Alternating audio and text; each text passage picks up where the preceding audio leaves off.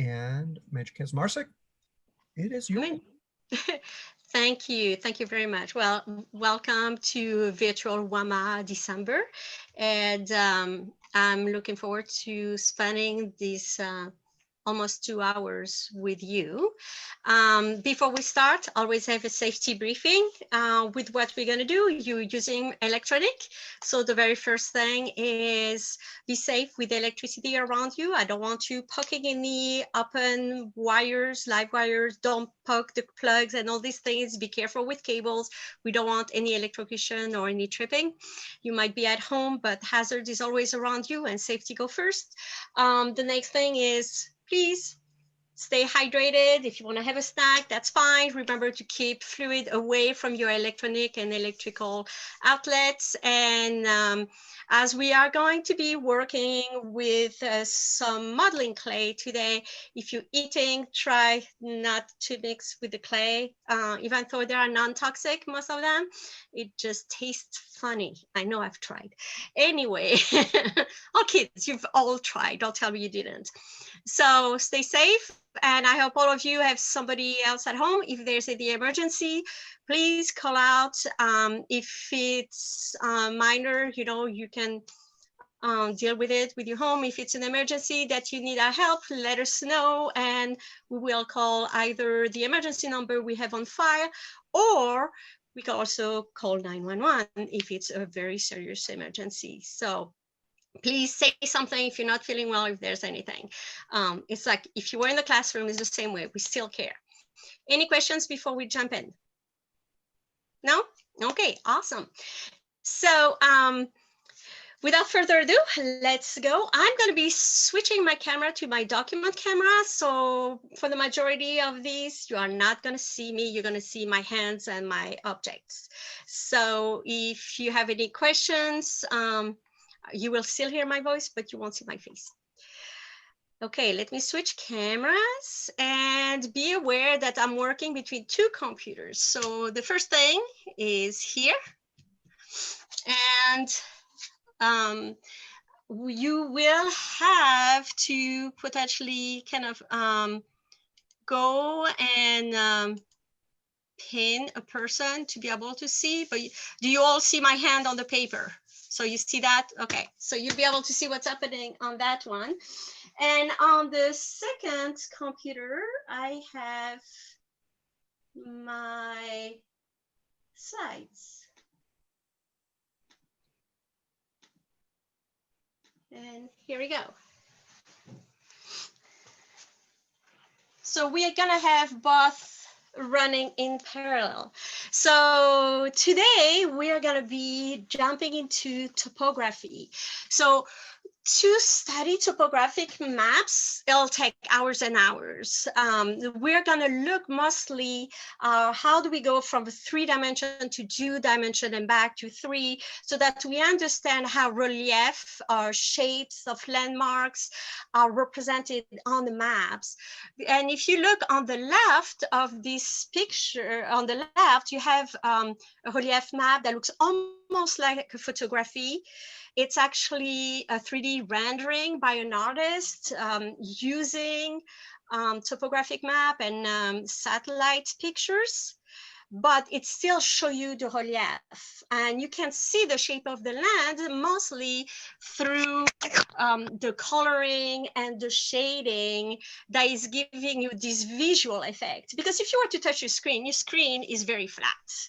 But the visual effect is there with the shading to give you the optical illusion of having shapes on the lands. If you look on the right, you have a real topographic map of Mount Rainier. This is from the USGS, the US Geological Survey. And one of their jobs is to map the United States and map the geology part. They work with the Defense Mapping Agency and many other agencies. And you can see that in that case, what is used, you see lots of lines. You see some brown. So by default, when you look at brown, you say, oh, brown is lands. Then you see white. Well, white, it's Mount Rainier. I see words like glacier, so that's ice. but can you see the relief? Can you see what is high, what is low, the bumps? You see a little bit with some of the shading that is in the brown and in the blue, but it's very hard. It looks very flat.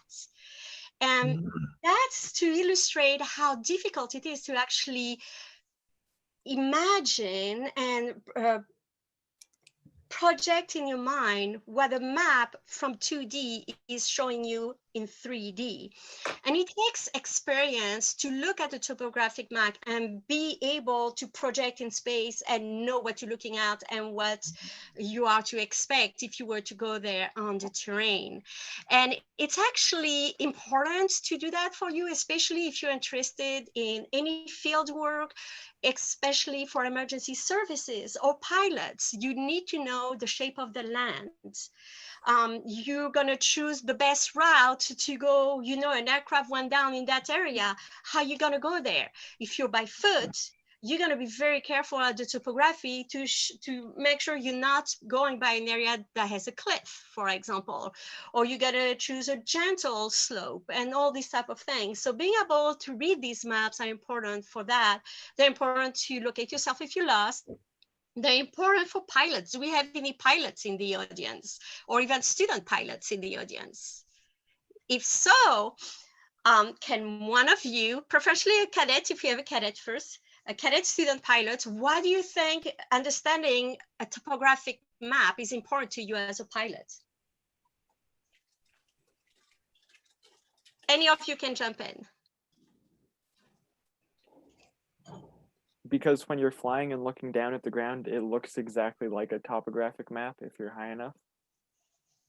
That's one of the points. That's correct. So it looks very much like that, but you see a little bit of the shape. But if you were to plan ahead of time, knowing, like if you were gliding, any of you gliders who have tried to glide, why is it important to know the shape of your land when you're a glider? Well, glider pilot, I meant. So you can plan ahead, you can plan the flight, and you can make sure that you're gliding downward to a safe area as opposed to where all those funny rocks are. That's a very good point. Plus, how is the wind behaving if you're in a valley compared to over a ridge? And the wind is going to be impacted by the topography, where you have your uplift, and all these things are impacted, yes, by the heat and the weather and things like that, but it's also impacted by the topography. So even for a pilot, being able to read a topographic map is a plus, depending on what you're going to do. So this is only one presentation for topographic map. We can't cover everything, but I'm hoping that you enjoy this work today and that we can maybe in the future, if you're interested, we can go more in depth and other side of topographic map or mapping in general. So wrong computer, I pushed the wrong button. So you know who I am, I'm gonna skip that.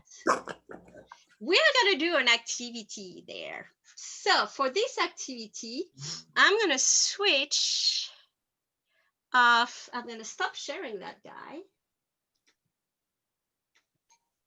I'm gonna go in, we're gonna use the, you're gonna pin my picture. I don't know if you can you pin my camera, my document camera? Or I guess I can share my Zoom screen. Let's see if that doesn't work because I can't see anything. I can't do that. I hate Zoom. It hides everything. If we keep it in the speaker view, it'll be able to follow whichever camera you Okay. are presenting. Yep, so speaker view. Thank you, speaker view, perfect.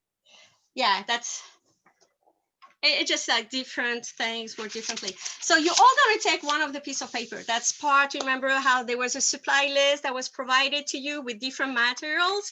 You're going to need a piece of paper, you're going to need a marker, and you're going to need a pencil.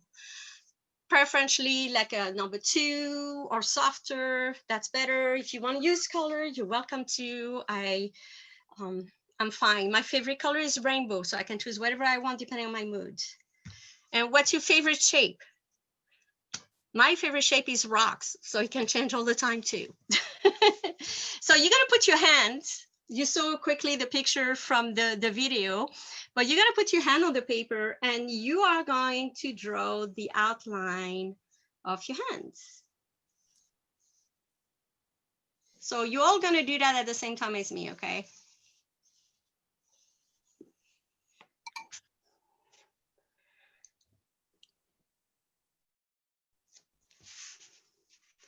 So now I look at my hands compared to, I mean, the silhouette of my hand compared to my hands. So my hands, when I look at it, even there on my flat screen compared to my real hands, I have all the plays of light that is gonna give me the illusion of shape from the camera. But when I remove and I have only the outline, there, it's very flat, right? So it's a little bit what's happening with a lot of map when you go from 2D to 3D. So now what you're gonna do, you're gonna take your marker and what you're gonna draw horizontal lines. But when you over the hand or the wrist, you're gonna do a bump. And you're gonna draw them like about every ½ inch or so. And then go.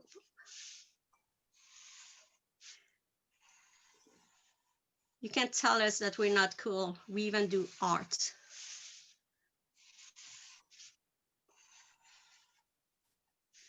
Oops, this one go there. We never said you were not. I am not an artist, so don't pick on my art.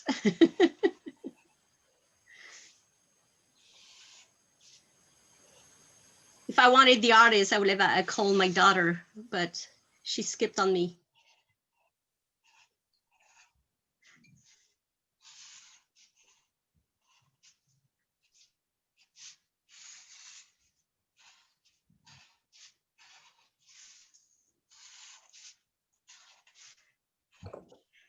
So let's call it Maxwell. Are you doing your hand?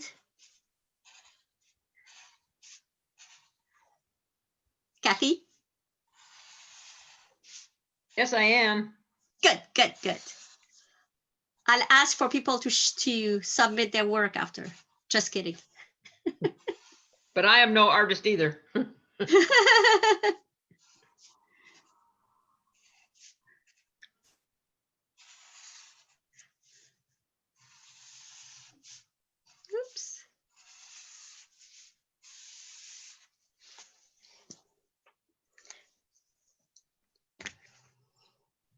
Now look at your drawing. Can you see that you have the sensation of volume now just by these lines that gave the shape compared to the flat that you had before? So that's the reason your brain is doing that, is because you're so used to looking at your hands that your brain by default will make it bump up and adjust to something you already know. Because if you've seen your hands so often, it's really easy. So any common shape, your brain is going to adjust and modify it and give you here the 3D illusion in some way.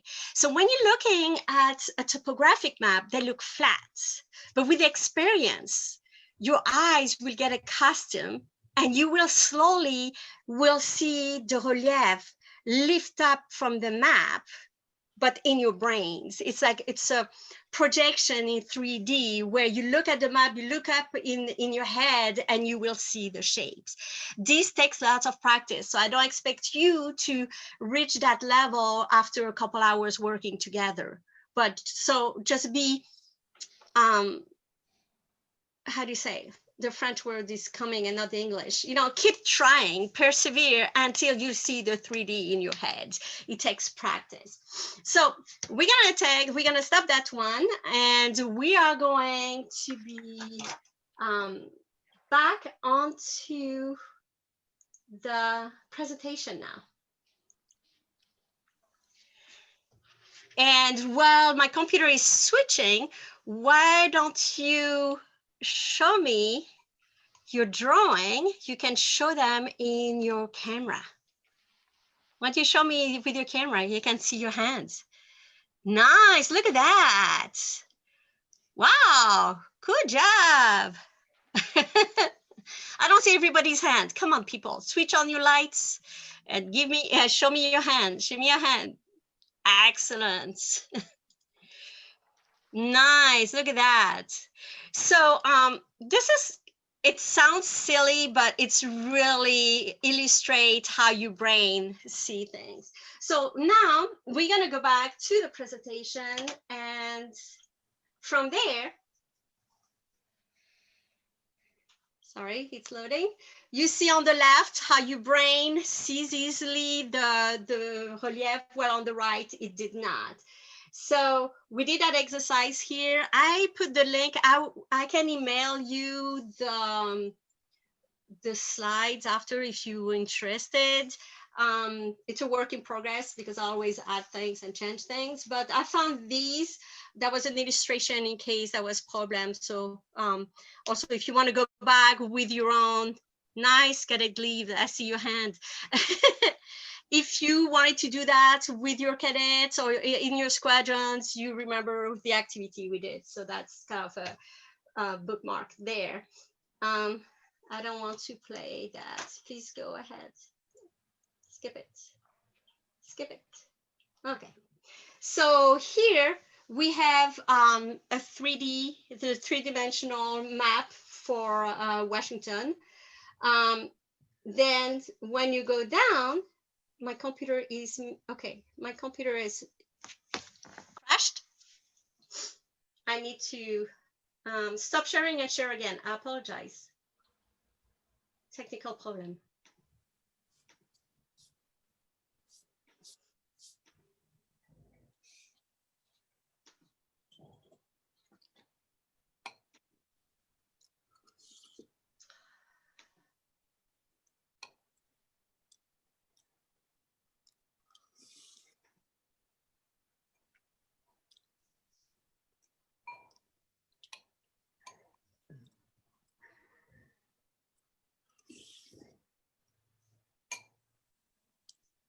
Okay. So here you have the topography. Instead of being purely visual, we start seeing numbers.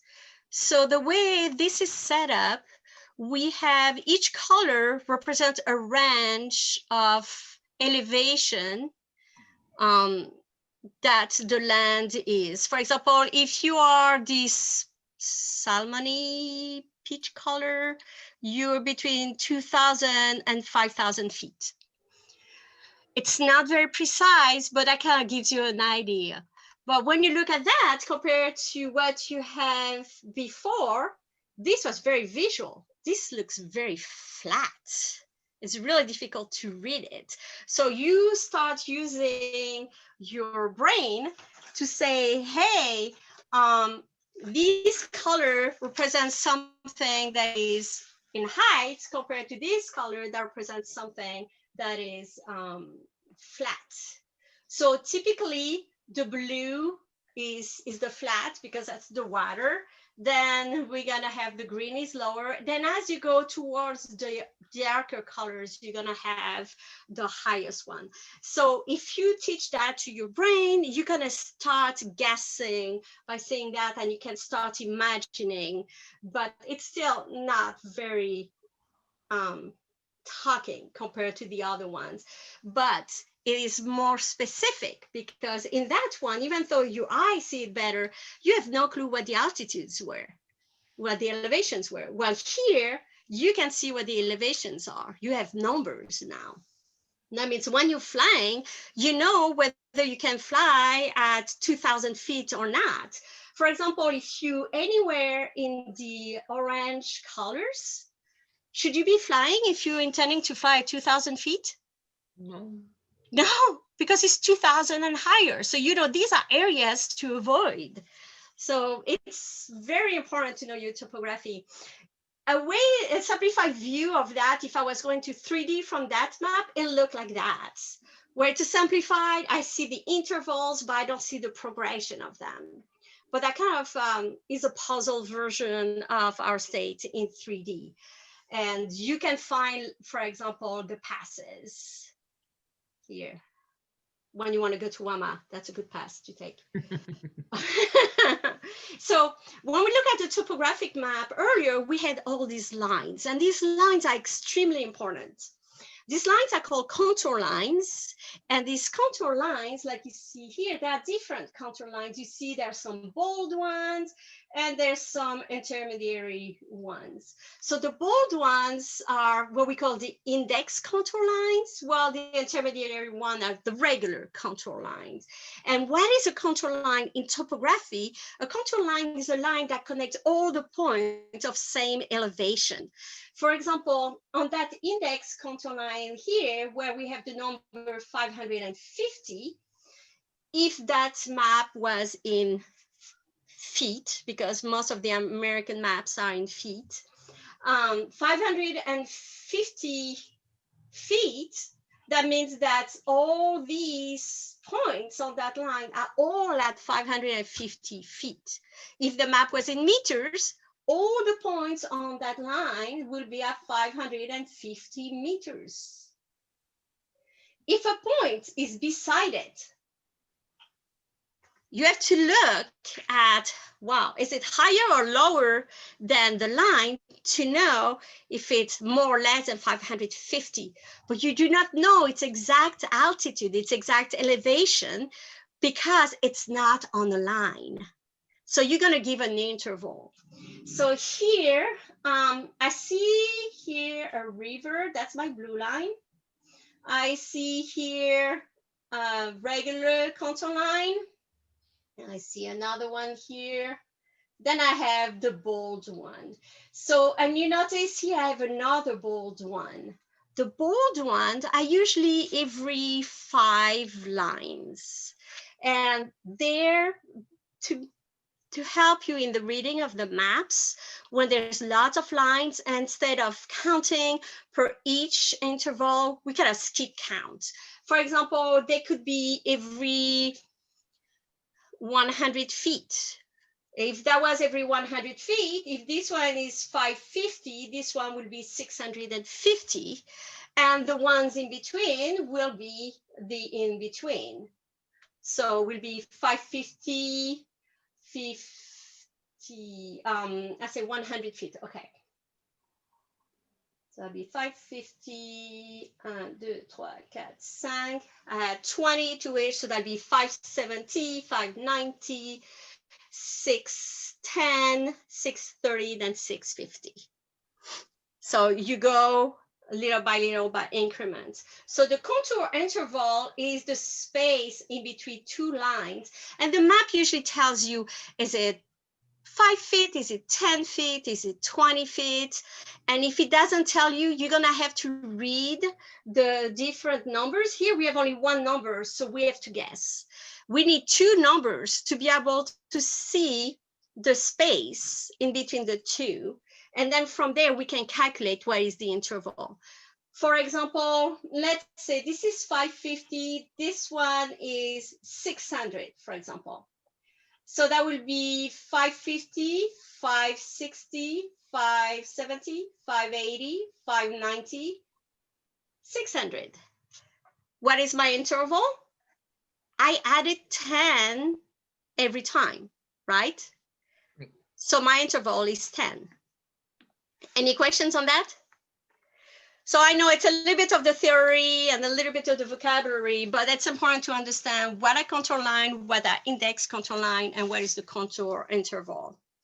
So that's just a little bit of vocabulary. And part of it, you have to count. You still typically have numbers on your map, but you have some numbers, not all of them. So you have to know your contour interval to count the other ones to know how low or how high you're going.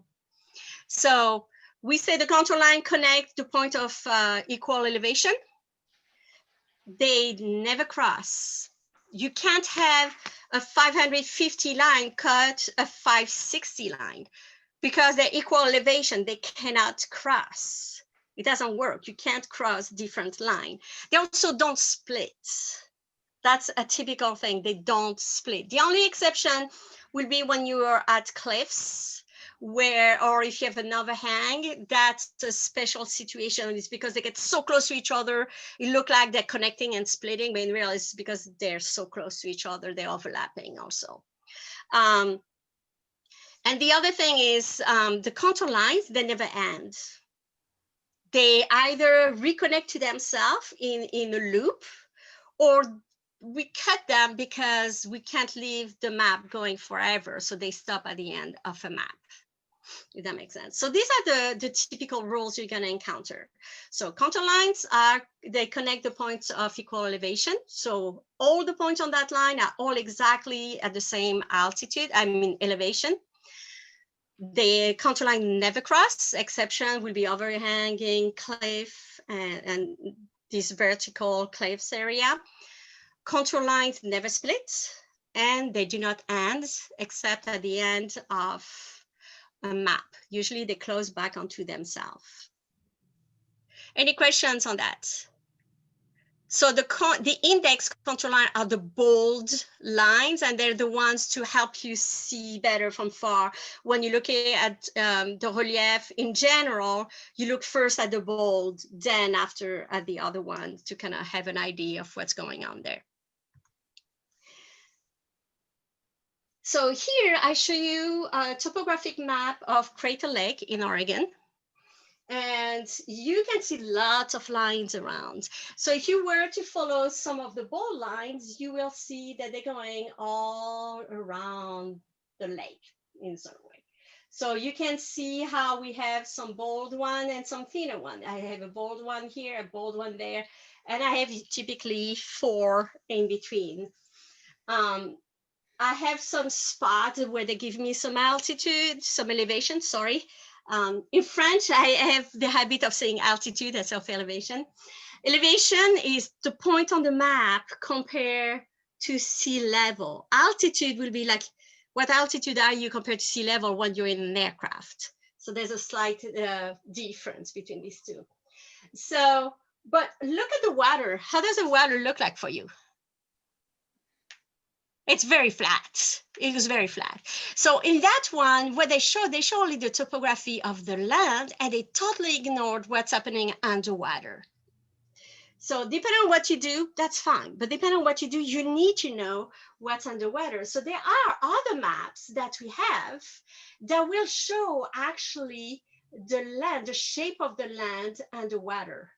So instead of showing topography, calling that topographic map, we call them bathymetry map. So topography is the land, the bathymetry is showing you the shape underwater. So it's typically used mostly, for example, for waterways, seas and oceans. So if you have any boating maps, they will be showing you that, or the water one, or the river maps will show you the bathymetry, which is the underwater part. And when you look at these lines, the line are showing you some, for example, they show you a circle here, they show you a funny shape there. We have Wizard Island, but you have some lines around. So you know there's some shapes, but you don't know if they're up or down. You're gonna have to get closer and be able to look at the numbers and tell you what does that represent. If I have a circle, what does that show compared to one that is a straight line? So this is a 3D rendering of what's going on underwater. So you can see, you can recognize from there, here's my Wizard Island that is here. And you say, oh, look, there's another little cone that is forming. And that circle here is the cone. And here you have a basin. So that would be a depression. That's that part here. And here you have like a promontoire here that you have over here. So you can find the shapes that were shown by the bathymetric line, contour lines, and do the 3D rendering from there. And that gives you an idea of what's going on. It will be useful, for example, if we're following what's happening in the crater. Are the cones changing?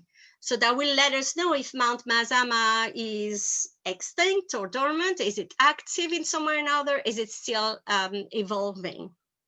So by the way, for those who don't know, Mount Mazama is the name of the volcano on which Crater Lake is. We call it Crater Lake, but that's the name of the lake. The volcano is called Mount Mazama. How about Mount Rainier? Do you know the name of Mount Rainiers? The local official name of Mount Rainier? Tahoma? Yeah, Tahoma, Mount Tahoma. Good. It's kind of fun, you know, you look, there's original names that existed before we arrived and gave them our names. So that's one of the things when we look at the volcanoes, we study the topography of the volcanoes, because if a volcano changes shape, that give us some ideas of potential risk that might happen, whether we're gonna have some landslides, whether it's growing and there's a new cone forming. So part of it is visual, part of it is through measuring. So, and the topographic map, if you look at the topographic map of a town, Mount St. Helens, there's been a lot of changes. So here's Mount St. Helens. On the left, you have Mount St. Helens here, and it did look like Mount Fuji. Its nickname was Mount Fuji of the Pacific Northwest. It was a beautiful cone. Okay, most of us have not seen Mount St. Helens like that, but few of us have seen Mount St. Helens when it looked like Mount Fuji. Sadly, all our cadets are born past 1980. You've not seen Mount St. Helens the old-fashioned way. For me, I was in France, so I got to see only through TV and pictures. Here is Mount St. Helens now, and you can see that there's this horseshoe-shaped crater, and then you have here all the lava flow that expanded. And you can see, in general, like that, it looks different. You're wondering, why is it green on the right, not on the left? This is more the standards of the map and the type of maps they are. On the one on the right, in the modern maps, they put in the vegetation, while in the past, they did not always put the vegetation. So disregard the coloring. But once you remove the green, that you look only at the brown, it looks kind of flat. You have a little bit of bumps through the shading of the brown. So it's these maps are horrible to read when you're not used to them, but that's to show you. So we're gonna go a little bit further in the analysis of topography of that area. And this is, that was done by a student, Alec Papiers. He was an environmental science student in 14. It's not one of my students, it's from another university, but I found his work and I liked it because he used the colors to show elevation. And from there, his colors are very logical. So the green would be the lower, and as you get higher, you get darker in the brown, then you have the white, which coincide with snow for the highest point. So visually, it's very easy to imagine with the shading and the colors they chose, we can see the elevations, but we can also see the 3D. If you have sight impairments, some people who don't see well of one eye will have some problems sometime visualizing 3D because their vision is different. So if you have one eye, I know I have one eye that doesn't see as well as the other. So because of that, depth perception is changed. But you can still see with this one, you can imagine the 3D. And you can see how we had a beautiful cone before, and now we have a messed up cone that is here a crater, and there's something in the middle. We're not really sure what's going on just from there.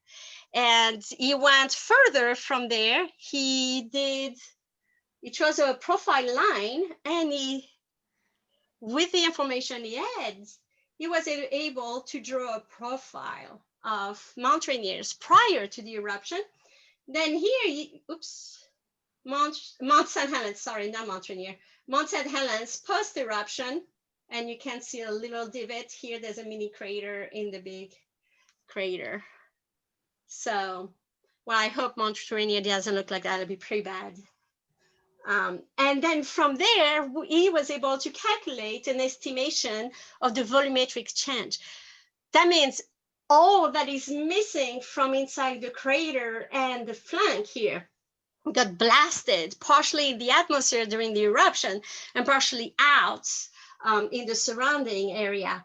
And we're talking about 2,585,934, almost 35,000 cubic meters.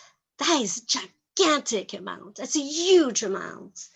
So for those who were there during the eruption, that was a gigantic amount of material that got blasted off that area, partially in the landslide and partially in the eruption column.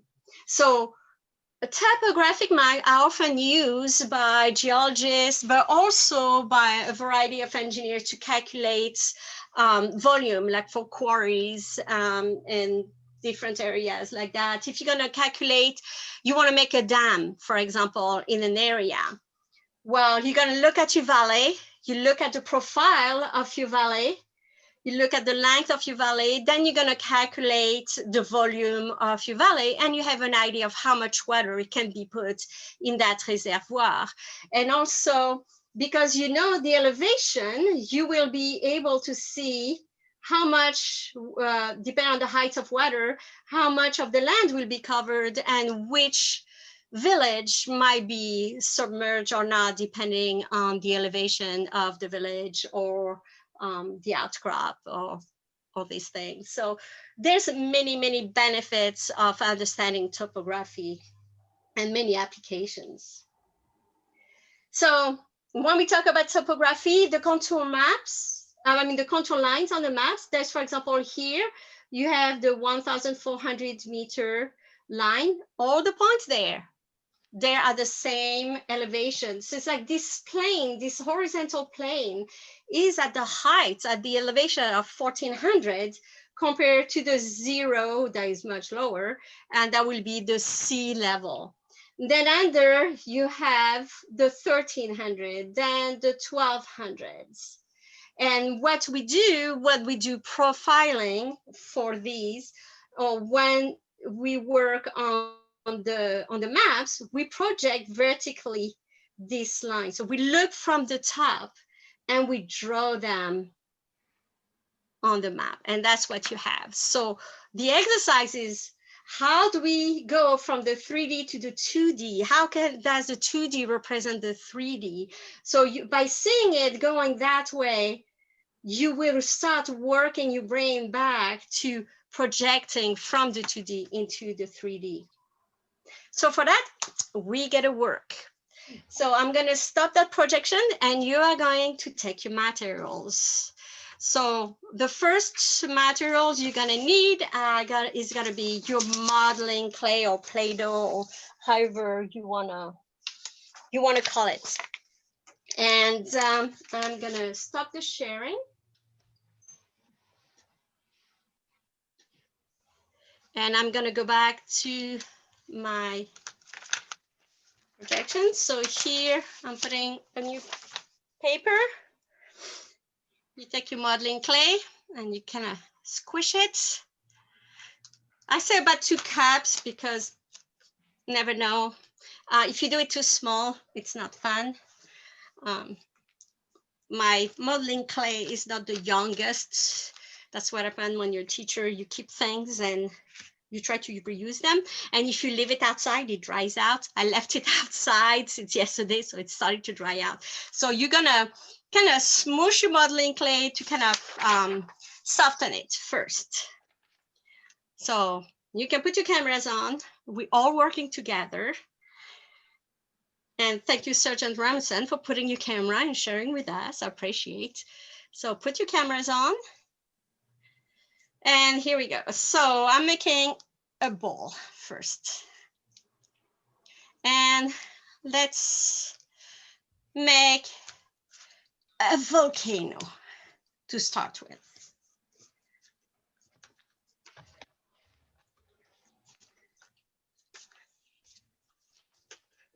Voila. So this is, I don't know, who is that going to be? Are we doing? So if I was doing Mount Rainier, I'm done. Let me open for more light on that. That's it. Mount Rainiers will be done. If I want to do Mount St. Helens, I have to make its crater that opens up. Here we go.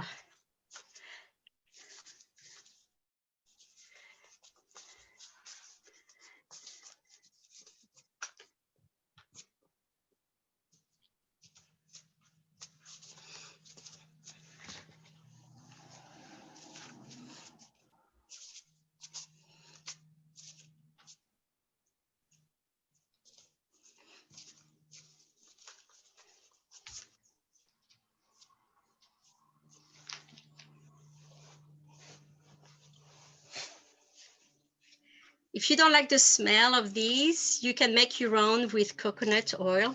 It smells so good with coconut oil. It's addicting. We have the kids in the classroom, they want to eat it. We tell them, no eating. This is clay, you're pouring it. Okay. Everybody has their volcano.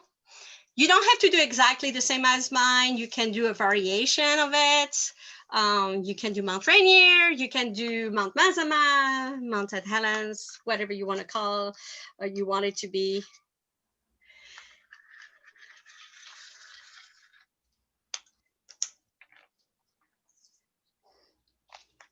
My dental floss smells better than my clay.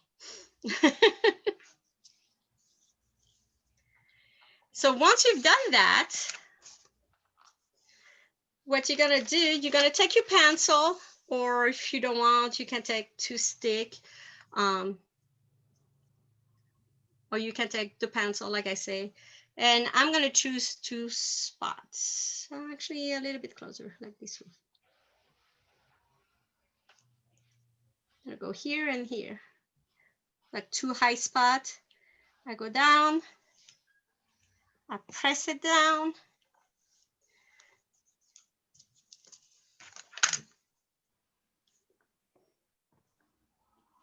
Mark it. 1, 2.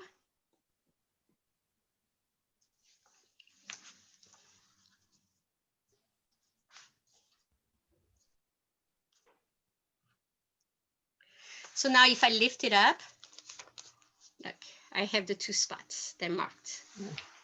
Now I gotta put it back exactly on the same spot. 1 and 2, voila. From there, you take your marker and you draw the outline.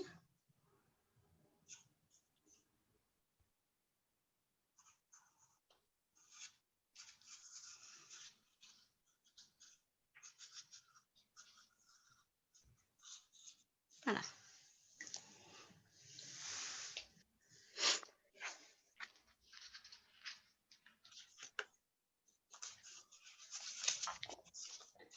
You good? Now you're gonna gently remove it from the paper, and you can see how you have your outline and you have your 2 spots. So that's your elevation 0 if you want. Okay. And I'm gonna put it back on. Now you're gonna need your 1 centimeter or 1/2 inch books. You put 1 on either side.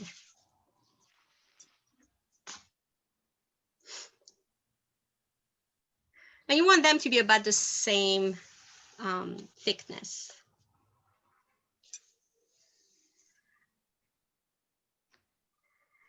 So this works best when you have nice, fresh modeling clay, and you want your floss to be more for thread, not a tape. So you're gonna take your 2 books and you're gonna take your floss. So you wanna roll, lock it. Then you have the other side. You're not gonna floss your teeth, don't worry. I'm not gonna torture you, even though you should be doing that.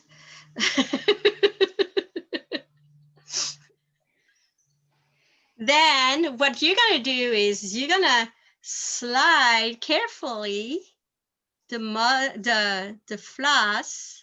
You gotta go back and forth, and you're gonna slide.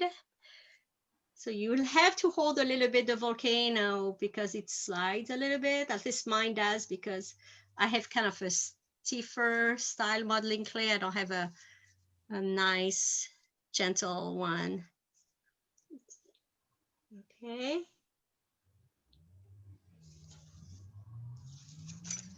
Then continue down. Come on.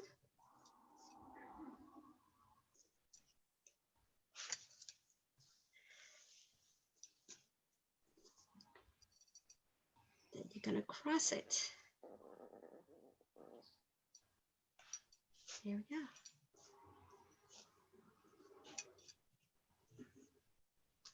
Ta-da! I recenter it.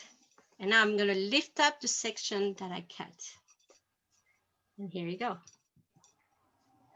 So this is the first section that I cut, and the other is there. So now this guy, I'm gonna take it out. And that part is the first section. We removed the lower part. I'm gonna put it on the side. And now I'm gonna take the second part and I'm gonna put it over, and I have to line up with the dots I had under. Then I'm gonna take my marker and I'm gonna mark the outline.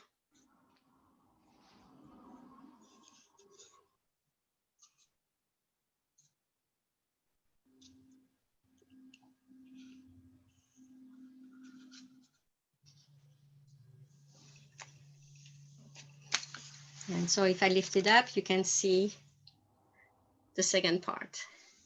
So put it back here. And guess what I'm gonna do? Take my dental floss again, and I'm gonna cut my volcano at the second part.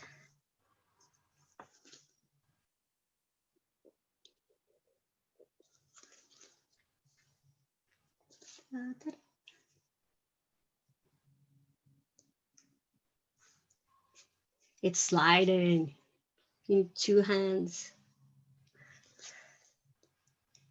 Some people use a knife, but I didn't want people using knives. It's better. It's like we'll be in the classroom, we'll be working in pairs, but we're home, so we're not in pairs. If you have a sibling, you're welcome to invite them to play with us. Because that's playing, that's not working. Mine are currently moving all my stuff from my room. I'm moving rooms today. They're still in your room? Well, my little siblings are, but I get their room, so. That's better. So I cut this part, I'm taking it out. And now the third part, I put it on the top. I aligned the holes that I had earlier. Where is it? It's here and there. And now I can trace this third area. Oops.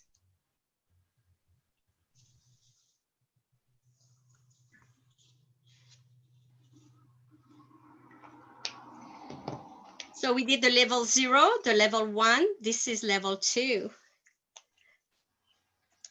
The top of level 2. So that's what we have. Now, depending on how you built your volcano originally, you might be able to get a level 3. It'll be more entertaining to cut because it will be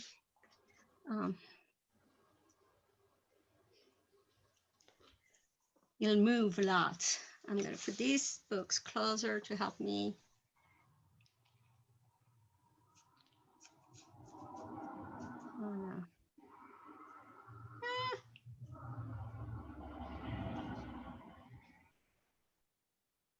It's kind of deforming a little bit. Here we go.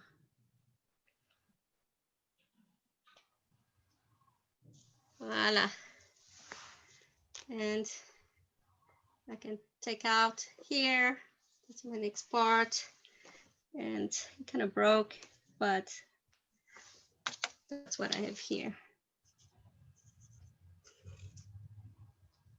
Oops.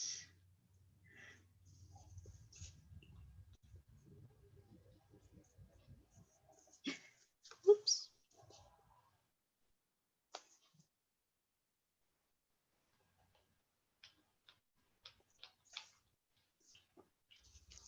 And voila. And my highest point was here.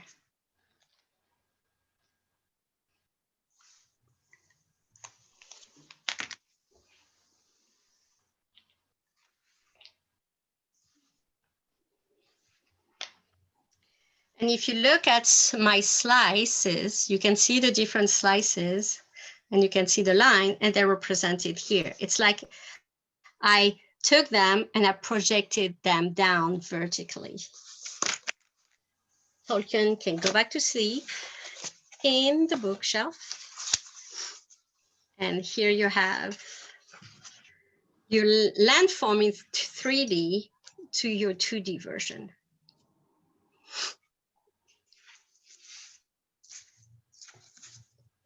So you can see how each level is represented there. Okay? Let me know when you're finished. So we'll go on to the next one.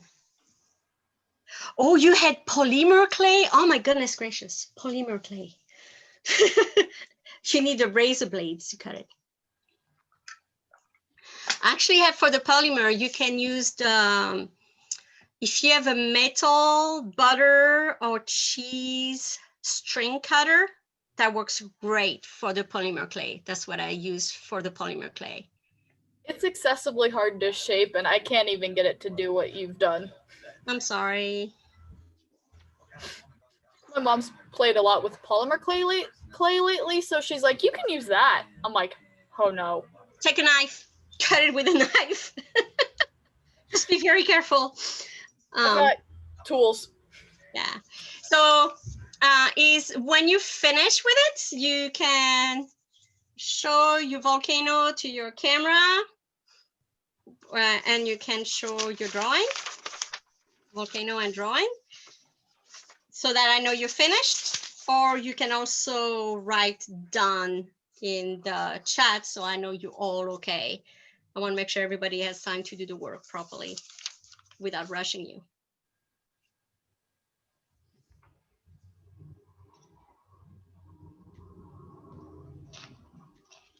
Nice.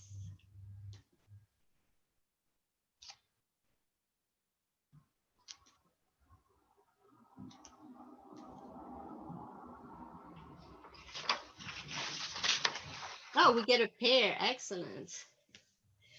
Kathy, show us your work. Nice. Look at that. Awesome. How about you, Sergeant Ramsey? That's it. You rock. Perfect. Excellent. Anybody have any questions on that work? As you can see, it's a way to make it concrete. So when we have cadets, our youngest at 12, and we give them a topographic map. It's just lines on paper. It's extremely difficult for them to visualize the 3D. It's almost impossible. It takes experience. By doing this type of activities, that helps them making the connection between the 3D and the 2D. And we're gonna see there's other activities we're gonna do and other visualization you can do to explain to them what's going on. So we're gonna pause, if everybody is okay with that. We're gonna pause this work and we're gonna go back to the slide share for just a couple slides. Just a quick question. Did Airman Scott get his done? No, ma'am. We're gonna do it a different way. You're gonna do it after we do this part. I'm still working on it, man. Okay, Okay. but you have the idea about it, right? Yeah. Okay. Sorry, I didn't see a message. Sorry, thank you for checking. Appreciate, Kathy. We got Anybody else need more Erin time? Cleve is still working hard too. You know, in that case, why don't we take like a, what, maybe like a 10-minute break so everybody finish a little bit, and you can use a patty break, and then from there we'll come back and we'll do some we'll continue from there. Okay, so it is well 3, so when we come back at 15:10 or 3:10, everybody okay with that? Sure. Okay. So Emerald Scott, are you progressing? Yeah, man. Okay. I know I didn't have a pencil to make the marks the first time, so that didn't work for me. So once I figured that out, it was better. Yeah, you can use a pen, you can stab it in the paper, like you can use chopsticks, pen. As a backup, if my clay was too hard, I had the knitting needles to like stab. I came with tools. Well, I was gonna buy a couple things at the dollar store, but then they had this one that was like 12 different colors, so I'm quite colorful. I don't know if you can see how. That's beautiful. Yes, isn't it? That's 50 cents worth. That's the point. You don't have to go complicated. Mine is all one color because I had some left from classroom work.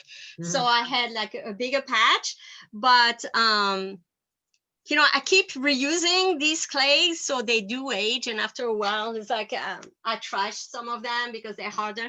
I had one that opened the box, it was all crystallized. Ooh. And I'm like, wow, that's pretty, because there's a lot. They are actually salt. They put salt typically in these things.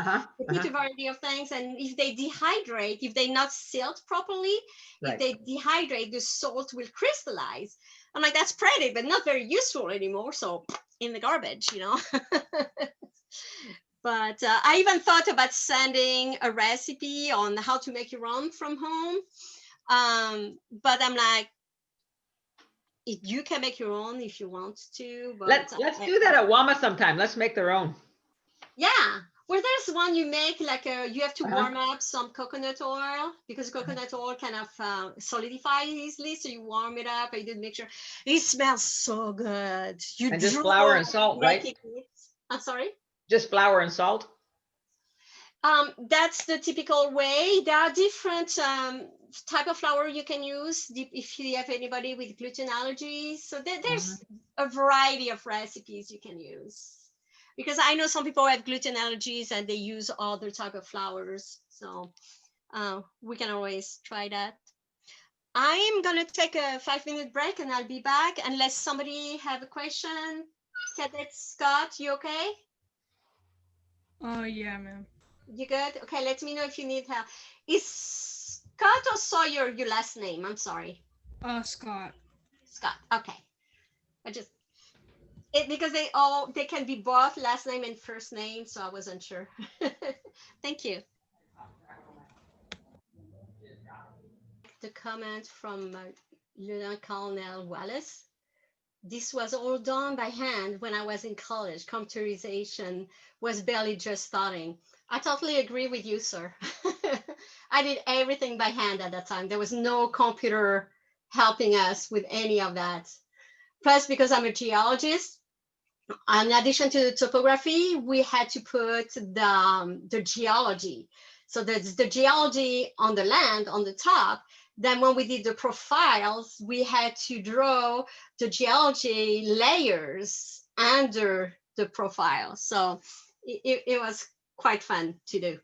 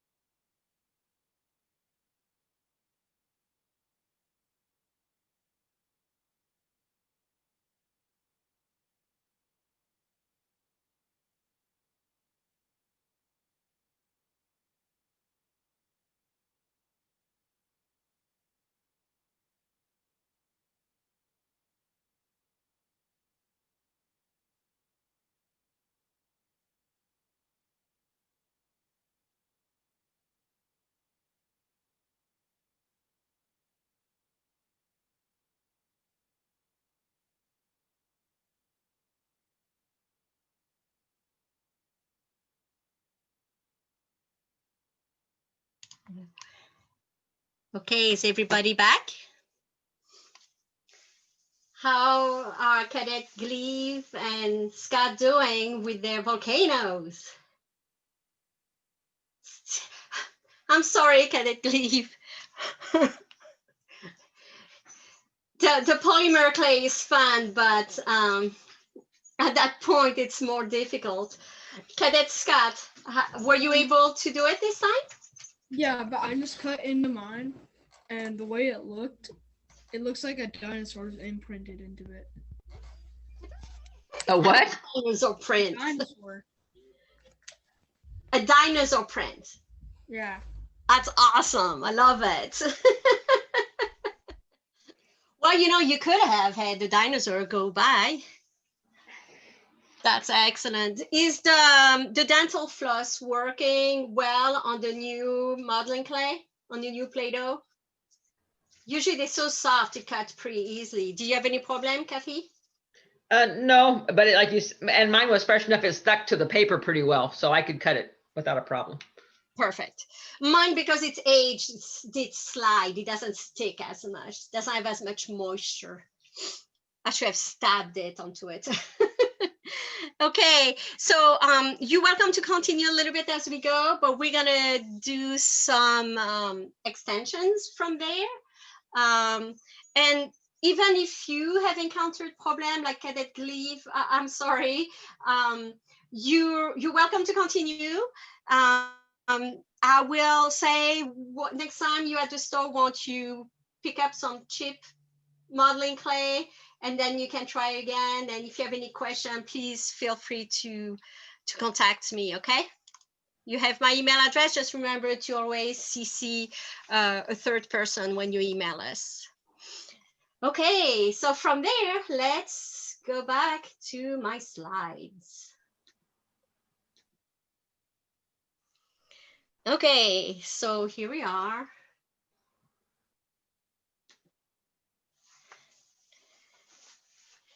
So we had fun making a volcano. So that was our introduction to that. This time, I'm gonna assign you a specific shape. So I'm gonna go through the list of participants. And what I'm gonna do, let's see. We have 6 shapes. So we have 1, 2, 3, 4, 5, 6, 7, 8. Major Jolie and Colonel Gorham, are you also doing the Play-Doh? No, we are not. And also, Colonel Gorham had to step out. He's with his brother right now, so hopefully he will be joining us shortly. That's fine. I just wanted to know if I count you in the people doing the activity. So let's see.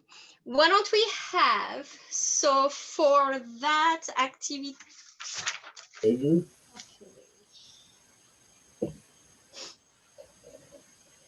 So we did this one. So we're gonna skip this one because we did something very similar to that. It will be nice to do, we need these 2 shapes. And you can see this one is flat. Don't show the answers. And then we have 1 here and 2 here. Or we can do also this one or these 2. So we have these 2 and these 2. So let's see. Lieutenant Colonel Maxwell and Staff Sergeant, oh, you moved. Rasmussen, would you mind doing this one here? Okay, so we can actually use our volcano. Yeah, clay. you're gonna smush it. Yes, sir. Push it. Okay, good. Smush it, reuse it again.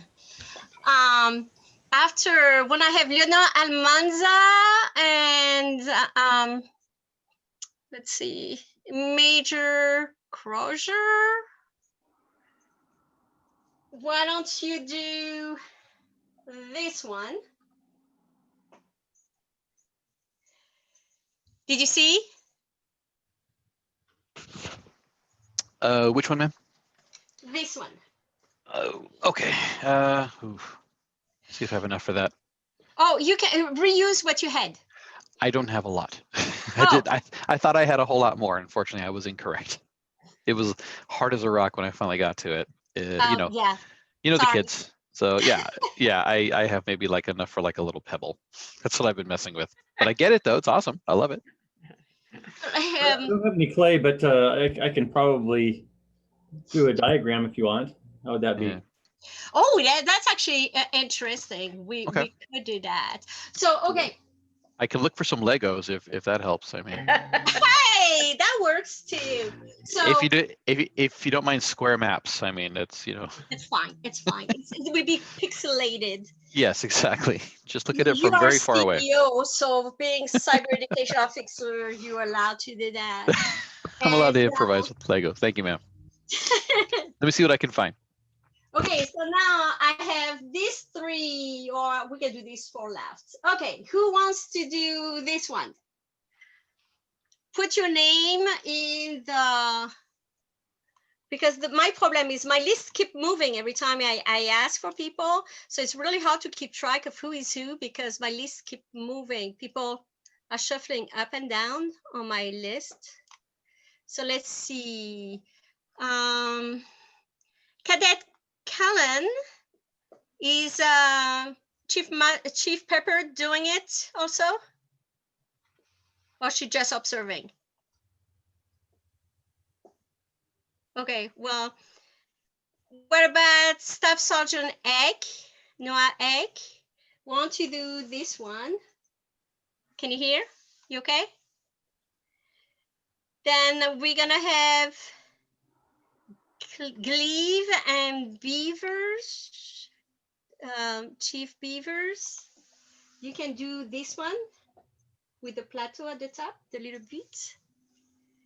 And then we have Lieutenant Colonel Wallace, and then Sawyer Scott. That will be Lieutenant Colonel Wallace. Can you have this one?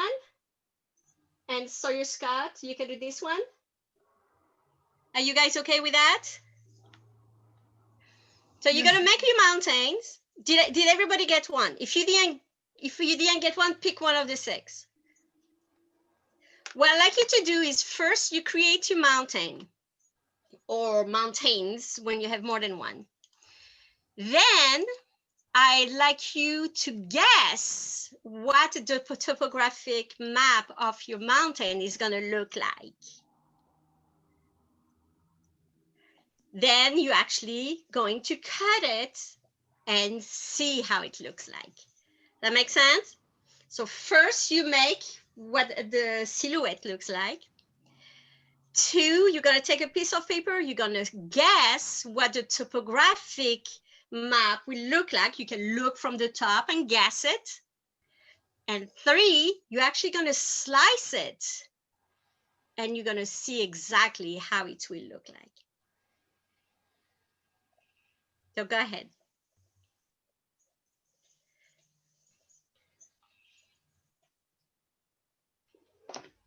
Oh yeah, there's Stephen Egg and Cadet Egg. Okay, so the 2 Cadet Egg will. I'm sorry, I don't really see the chat. It keeps closing it on me. Yeah, depending on your Play-Doh, it can be hard. So the hands are getting a good workout. I agree with you. It's actually used in therapy for people who get like arthritis, or when you do re-education for hands, depending on the injuries or the problem, you use clay or different consistency, and that helps you work your muscle. And we use that also in occupational therapy for children who have motricity problem or musculation, hand musculation problems. So it's a very typical thing that is being used. The older the clay, the harder it is, the more muscle you need. We don't use our hands as much as we used to. Except the one that works the mouse. Oh yeah, but that's not the same muscles, but yeah. No, it's not.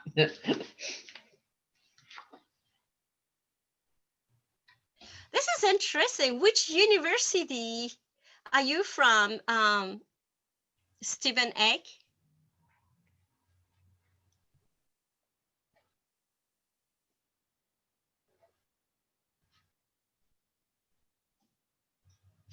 Ohio State. Cool. I did my graduate and postgraduate research with Case Western Reserve University in Cleveland, Ohio. Not too far.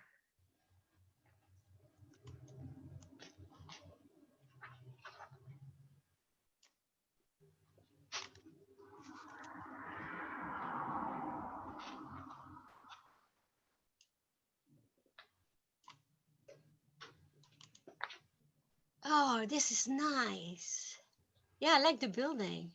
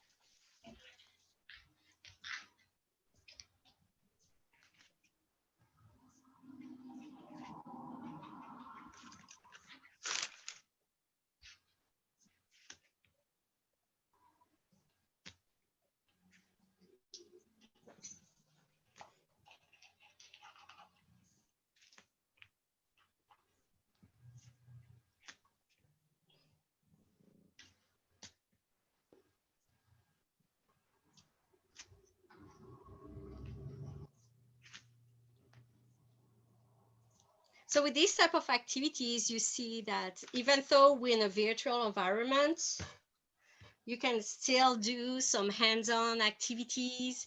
You have some theory, but you have more hands-on done at the same time, which means that there are quiet times, especially when you're videotaping. We can always edit out these sections, but I think for the participants and the instructor, it's more fun to be working hands-on instead of just a lecture.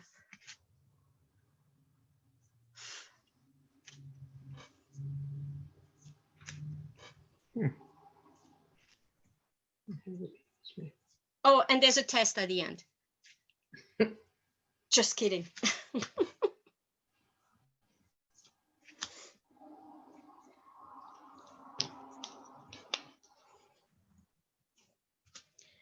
The quarter is finishing for us. All the finals have been submitted.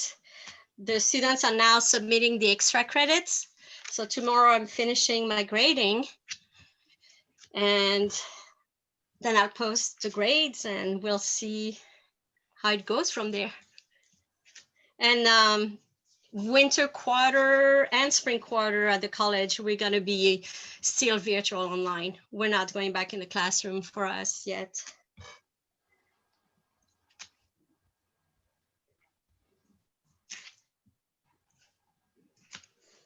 And you cadets, most of you also in virtual environment, or are some of you going to school in person? Like Major Jolie. I'm going to school in person. You going I'm to school online still. Online? My Okay. school district is still totally online as well. Wow. Yeah, so there's a bit of a mixture. Who said that they were going in person? I'm sorry, I missed the name. Me, man. Can you give me your name? Scott. Oh, Scott, sorry. I don't see you on my screen, so it's I don't see everybody because I have to share. Where are you located? Which area? Freda. Oh, okay. So Freda, you all in person over there? Yeah. Yes, ma'am. Are they big or small classrooms? Huh? Are they big or small classrooms? Oh, they're normal. Okay. How many people in your class? Scott? About like 12, maybe. Okay. Yeah. 14. 12 to 14. That's a nice number. You can spread out the student so it's like that.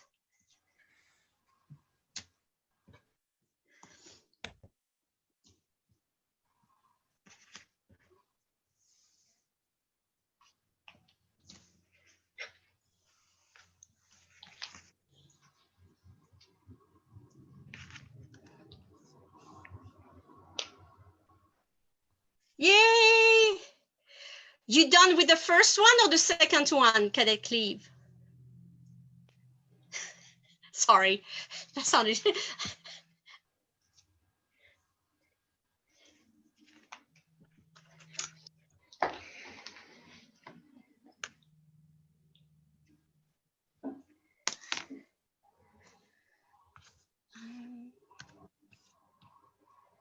Finish.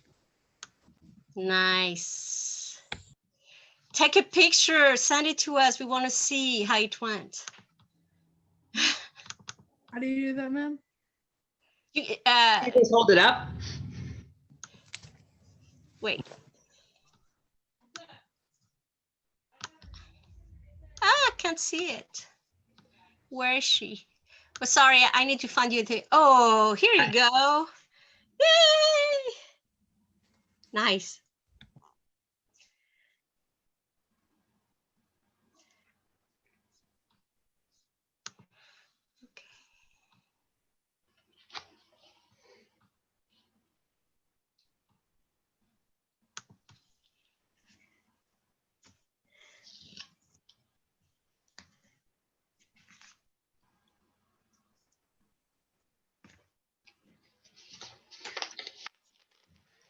Lieutenant Zepeda said he'd be interested in working with you, Major Kaczmarczyk, on a class.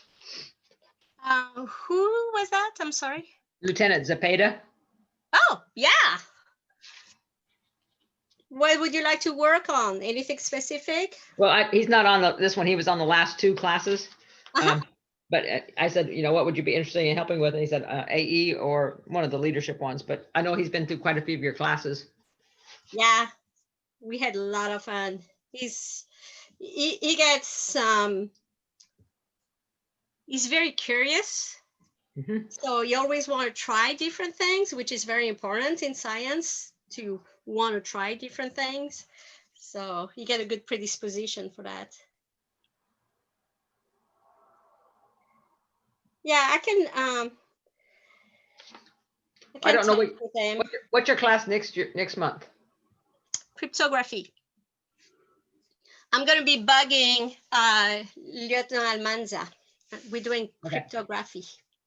So that's probably not his domain. That'll be more a Gorham domain or it's a cybersecurity domain or computer science. But we're doing hands-on. And for that, actually, you need to get Pringles. And you need top of yogurts thing. We're gonna cut these to make some Caesar ciphers. And this one, we are going to make some Enigma machines. And I know someone who has an Enigma machine, and he's a collector, former Microsoft, and I sent a request to see if he's available to do a presentation as a guest speaker. So that'll be interesting. Man, that sounds amazing.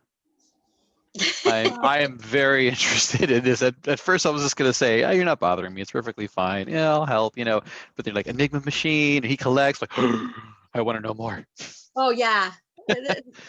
If you can send me, if he works at Microsoft and you can send me his name, I can get either myself or I can get Lieutenant Weir to help me sort of push him in the direction of giving us a talk, if you don't mind.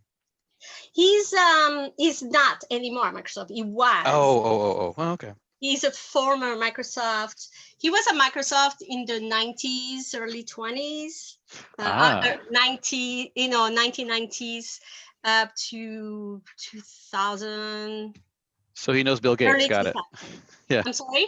Him and Bill Gates are good friends. Got it. Well, the thing is, my husband started at Microsoft in 94, Oh. and they stayed there 10 years, and now it's been 13 years with Google. This gentleman was working on this in collaboration with my husband at that time. And so we have a contact this way. He just is very busy. And he's retired from Microsoft, he's retired from Google, he's started different things. It's just, you know. That sounds amazing, though. I honestly cannot wait to work with him. We're done. You're done? Excellent. So now if you're done, I would like you to draw what you think it's gonna look like. Did you draw that?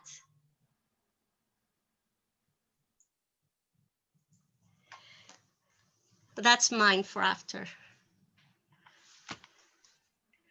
So let's see if I can get the view in gallery mode. Thank you. Oh, look at that. Thank you, Major Crozier. That's perfect. Look at I don't that. have any clay, so I just had to draw it only. So that's perfect. So you can show in front of your camera, you guess. How do you think it's gonna look like? And it's okay to be wrong. It's just guessing because we're trying to build your skills on, can you guess what the topography drawing is gonna be? So Leonard Colonel Maxwell, do you wanna show us what you think it's gonna look like? Sure. I thought it was gonna look like, can you see it like that? Oh yeah. So like it, right? Yeah. That's actually a good one. Anybody else? Can you put your camera and show us your work? Nice. Yes. So that's funny. You have a little loop in between. That's okay. That depends on the topography you chose. If you put a little bump or depression, it's possible. It's not wrong. It's just that show a detail of the topography. What about the other participants? Why don't you show us your work? Like Cadet Eck, Staff Sergeant Eck, or Senior Member Stephen Eck.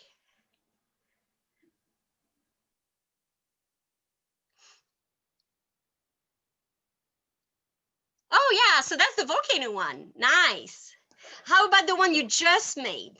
Did you try to do the one we just did where we had the 6 shapes that you were assigned a shape? Is it the one for that shape? Because that looked like the volcano.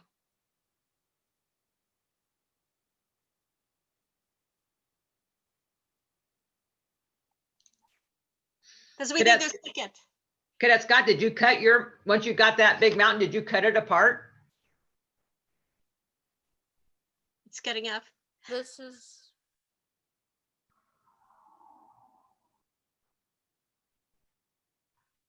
Is this the first model or the second one we just built? No, this is the second one. Oh, nice. Okay, so you did it as a slope one. Okay, nice. So what you're all gonna do, so put your camera, you're gonna hold your model and your drawing beside so we can compare them. Oh, nice. I love the colors. Look at that. Wow. Can't see you from Arizona, Colin Maxwell. You're back in the painted desert. Oh, nice. I see the bump. Yeah. Nice. And anybody else want to share their work? Cadet Kalan? Cleve. Oh, I can see that now. Nice, Cadet Cleve. Oh, it's not working. I'm sorry. Okay, that's fine. Okay, so now do you want to see the answer? Why don't I bring the answers? So you started with that.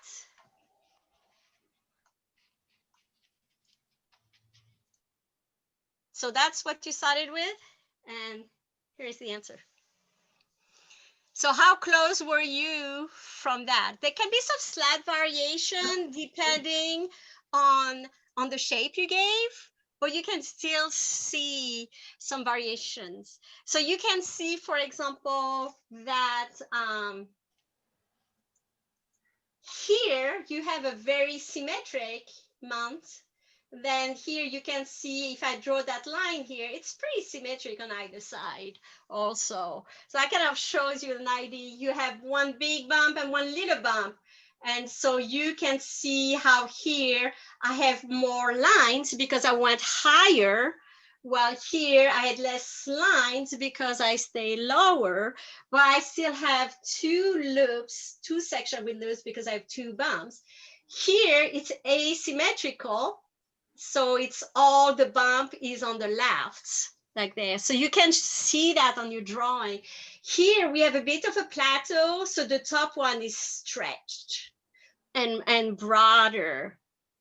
Here we have two mounts, one beside the other, kind of like a ridge. And you can see the mounts with the concentric circles on either side, and here where they reconnect because this is at the same altitude.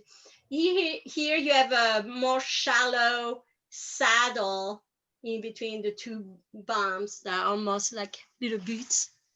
So you really see the connection between one and the other, between the 3D and the 2D. Even if it's not always easy to read it, you kind of start making the connection. Oh yeah, that really translates something different. So it's important to see the slope of things. You saw, depending on there, like how here it's steep and here it's gentle. And so that's something that is very important. Where do you think slope is going to be important in a normal environment? Why do you think you should know the slope of things? Come on, Kate. Well, if you're going to be hiking, that would be a nice thing to know. Yeah. When you go hiking, you're going to choose your trail totally differently. If you're in good shape, you might take a much steeper trail than if you're not as much of in good shape. Or that depends if you feel like taking a quiet hike compared to an intense hike. So you're going to choose the steepness of your slope according to that. Totally. How else do you think a slope can be useful to know? If I was lost, I think there would be water more down at the bottom. Yes, exactly. And maybe roads. Yes, totally. Now think about it. Any of you like gardening? No? I like it, Major Jolie. No, it's okay. You don't have to. Well, when you garden, you want to be careful. You want to know your slope because you want to know whether you're gonna have a good drainage or not. You want to know if your good soil is gonna finish on your neighbor's yards. You know, that's gonna help you with landslides. You know, preventing or figuring out if you're at risk of landslide.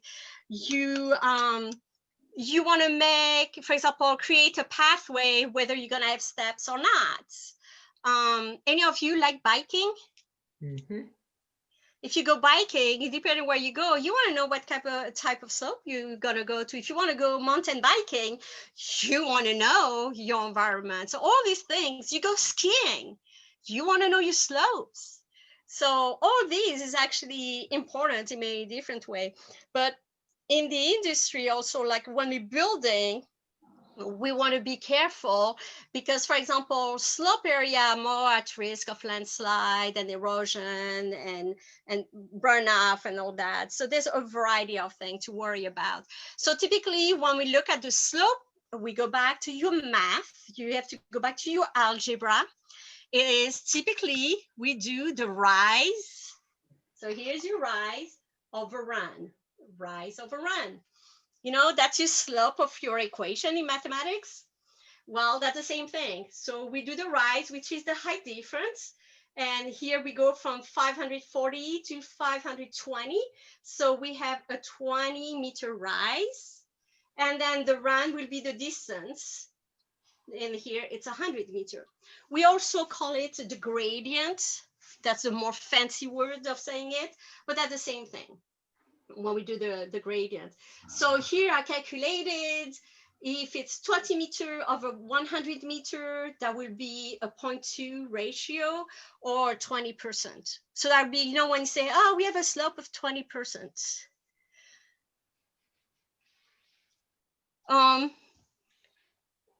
So you remember Stephen X say, I can tell you the probable path a lost person might take to find help. Generally, they will take the easiest path and avoid steep, difficult slopes. You're more likely to fall and get injured also. Even though cell phone people can also head upward in an attempt to get cell reception, where in the past it was a more safe assumption they will head down. That is very true. We're changing our priorities with technology. That's true.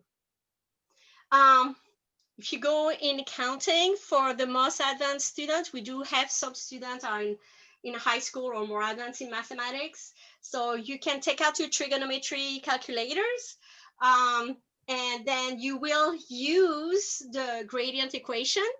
And from there, you do the inverse tangent, and you will get your degree. So a 20% slope is 11.3 degrees.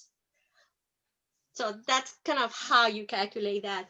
Guess what? We will ask you that in topography, in geography. These are the type of things that, depending on what's going on, we will need in environmental sciences, in geology, in hydrology. If you want to calculate the, for example, for streams, the steeper the slope, you know, the faster the water will move. That's the type of thing. So knowing the gradients really helps you in many different ways. So here I pulled out a map from Mountain Helens again. And I chose 3 sections where, so 3 profile here, A, B, C, D, and E, F. I changed that one. It's not supposed to be E, E, it's E, F. I guess I made a mistake on this one. I'll correct the slide later. Anyway, and for each of them, I calculated the slope and the degrees, and I represented it on the graph. So the one in green, so that's the little slope by the lava dome inside the crater. And you can see you have less than 1 degree. It's a very, very low slope. Then I go to the second one on the side of the crater here. And you can see that my slope is now 2638 degrees. So it's steeper than earlier. And then now for here at the walls of the crater, I have a 37.3 degrees. So that is like, look at the difference. This would be easy to hike. This is getting steep. This one would be really difficult to hike. You're more likely to have landslide, rock slides, and have talus forming at the bottom. It'll be a more dangerous one. So when you put all of them together and we look at the type of slopes, and that will impact the risk assessment for landslides, for example, and that will impact your home insurance, by the way, or your building insurance. You can, the first one had a gentle slope, the second one had a moderate slope, and the other one has a steep slope. The slope can be worse. If you have a cliff, you'll be in extremely steep slope. For example, my backyard, I'm at the border between a gentle and a moderate slope. My front yard has a gentle slope, but my backyard is almost a moderate slope. So we do have to create terracing walls to prevent erosion. I don't want my house to finish in my neighbor's yard. So that kind of gives you an idea. These type of things, how we calculate, we take the distance. So we use the scale at the bottom of the map. We measure here, we convert that in distance. Here, all of them were 0.44 miles. Then from there, so that would be our run. The rise is gonna be, I need to check the elevation of the 2 extreme points, E and F, not E and E, sorry, or A, B, and C, D, and I calculate the difference between the 2 of them. And from there, it will give me the degree. Like Cadet Staff Sergeant Eck is saying, the compass has a slope gauge, totally. The thing is, you are doing this slope gauge with what you see on the land. But here we're looking at how we calculate it from the map, but you can convert from one to the other. So we're doing the connection between the two. So that's why you typically have on your compasses, you have these things and you can look at the slopes. We also use that in geology when we're looking at the layers to see at what angle is a layer. Is a layer horizontal or is it at an angle? That will help us extrapolate and figure out how does the geology layers look when they're underground. So the other thing we notice from there when we compare these three profiles, A, B, C, D, E, F, that they have a steeper and steeper slope.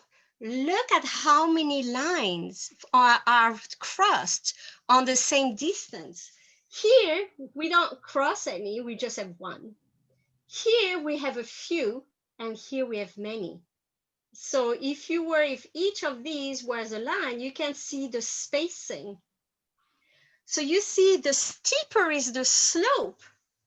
The steeper is the slope, the tighter are the lines. The gentler is the slope, the further apart are the contour lines. That's actually the way geologists and geographers and all the people who use topographic map are able to learn to extrapolate. They use the lines almost like shading. The tighter the line, the steeper the slope. The looser the line, the gentler the slope. So it's a great way of using that. So now go back to our drawings. Let's see if we found that also. We have steep slopes here.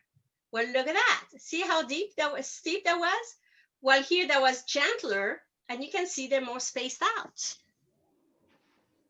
Same thing here, very steep, gentle, very tight, looser slopes. And you have that for all of them. So go back to your drawing. Do you see the same thing of steep and gentle? Do you all see that? You all okay with it?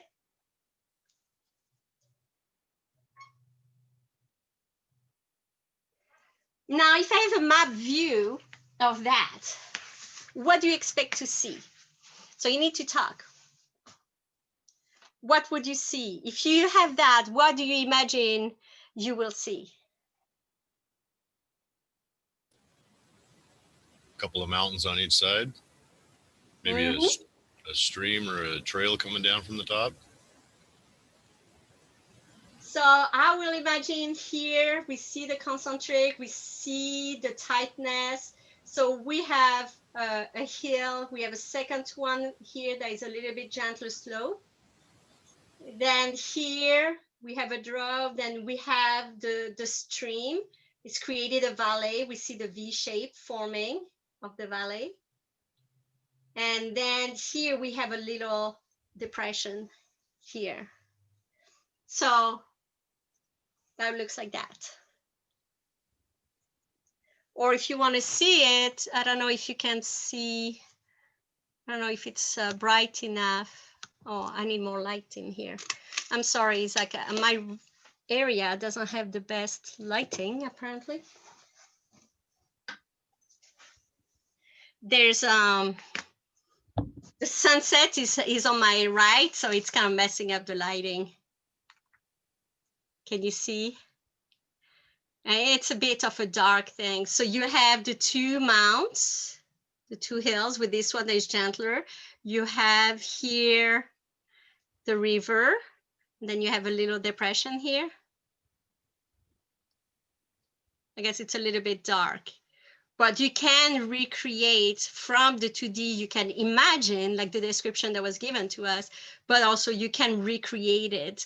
So the best way to recreate will be for me to slice, to have similar layers and I will be cutting them to the shape of these and piling them up on top of each other. That's what I will be doing. So that's the reverse of what we did. What we did, we took a relief, we chopped it up and drew the layers. Now you're doing the opposite. So you're taking layers that you're cutting to the shape of the lines, you're piling them up, then you smooth it to be looking like yours. So that's how we go back between one and the other. Any questions on that? So what I'm gonna go through for the end, some of the reading of the shapes for these lines. So the V's are very important. We noticed that when there was the river, like here, when the river here was going, when we looked at the drawing, the river is going, water is going down. We're in normal gravity, water goes down, doesn't go up, right? And you'll notice that the V's are pointing upward. The V's are pointing upstream. Look at all the V's, they're pointing upstream. So that's a way, if you have a river, oops, if you have a river, you look at the V's are telling you where is up. And you will notice that inside the V shape, inside the V, the numbers are lower. If you have a ridge, it's the opposite. So I'll show you that in the next. So the stream go down, so the V show you upward. This is the V. The numbers inside is 540 until 560, so it's lower. So that means the water is going down this way and the V is pointing up. So you have to train your brain to see it's a valley. Now a ridge, you have a V also, but the V is looking downward and the number of the contour line inside the V are higher numbers. So in that V, that is 540, inside is 560. So that's a ridge. It's a bump. So if I was using my clay to represent that,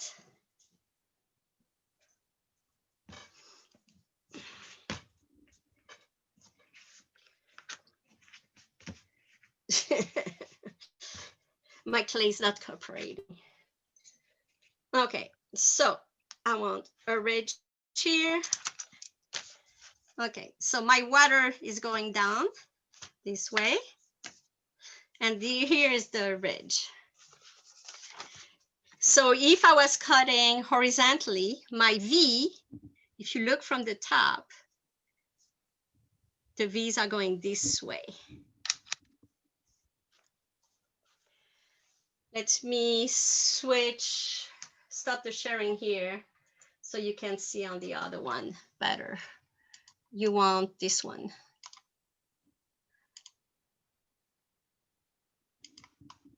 Okay, so if you see, here's the river here, and you see the V's are pointing up. So these are horizontal lines that I marked.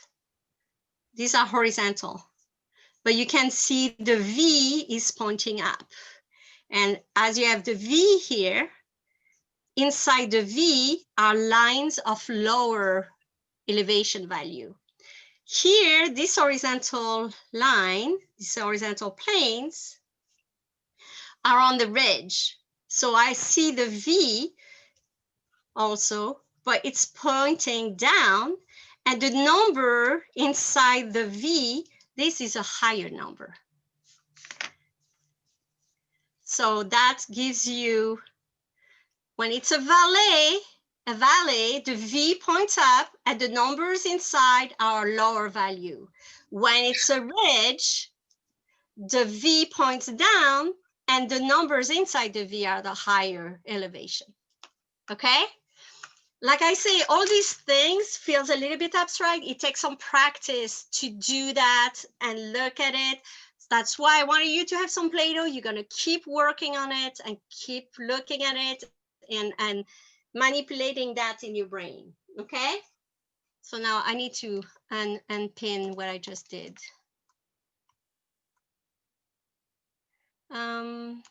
Remove spotlights. Then now I can go and share the application. So this is here the theoretical representation of what I just say, where you have the V's here. You have two types of V's. You have V's this way. And when you look at number, this is 560, this is 540. So that means that it's a valley, and this is going up and the water is going down. This one here, these V's are pointing this way. I look at the number, this is 520, this is 540, that's more. So that means it's pointing down, so that's a ridge. So that's how we read them. What you notice from your exercises, if we have hills, we usually have concentric circles, and they goes with the inner one being of higher elevation. That's how we represent a hill or a mountain. When we have a depression, we will have these hatch marks around it to show that it's going downward. And this will be, for example, 20, then that will go down to 10. And you have a 3D representation here where you see a hill and you can see the circles, the concentric lines. And here also concentric line, but with hatch mark, that's showing you that you're going down into a depression. And so here's the depression and here's your hill. So you will see that on map. If you see the hatch mark, you're going down. That's how to see it. And you saw in your drawings, you saw your hills. So you had beautiful hills. A saddle, like some of you created these double mounts, these double bumps. Well, the double bumps, here we have the saddle. And typically when we have a saddle, we're gonna have two grouping of concentric lines. Then we have this kind of figure eight around it. And if we have multiple in a row, we're gonna have a ridge. There are many features that can be represented. Can you see there? How come it's white? Oh, it took a while to review. There are many other things here. They said it's a twin peak, there's a saddle. You can see the valley with the V's, this one has tributaries. You can see a mesa, so that's like a hill, but the top is flat. You'll see spurs, how they go and they follow each other, the ridges. So you have a ridge, a talweg, a ridge. A talweg is like a mini valley. Here, you're gonna have a spur or a cliff. So they're going in and boop, they're blocking against it. It's smoothing, it's crazy shape. The stream, that's a meandering stream. So it's a usually very gentle slope. So there's many things.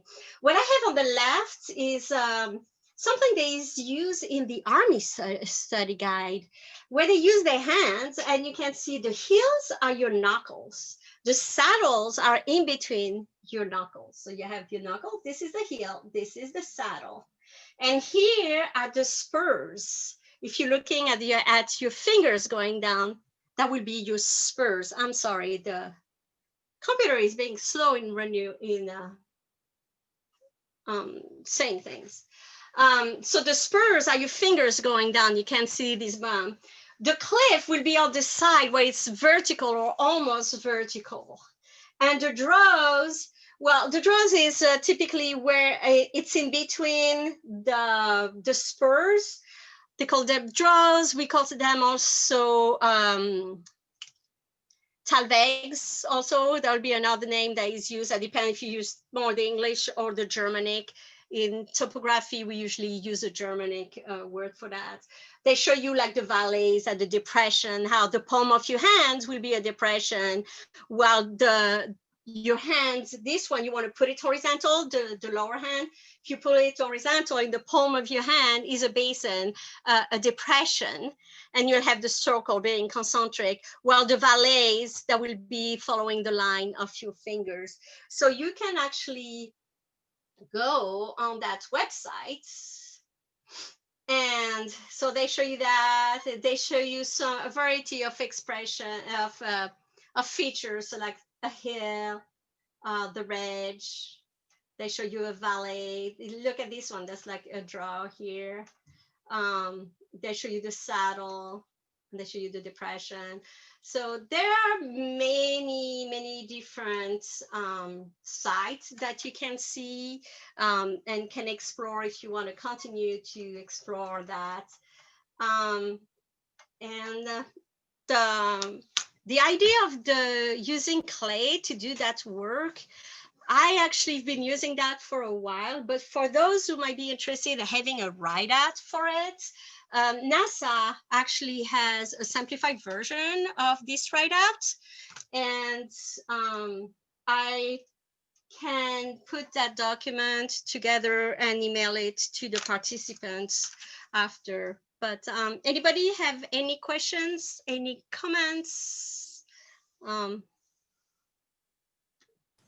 Table is yours. That was very informative. That was great. Thank you. Thank you. I hope you had fun. It was a good workout, like you say earlier, but exactly.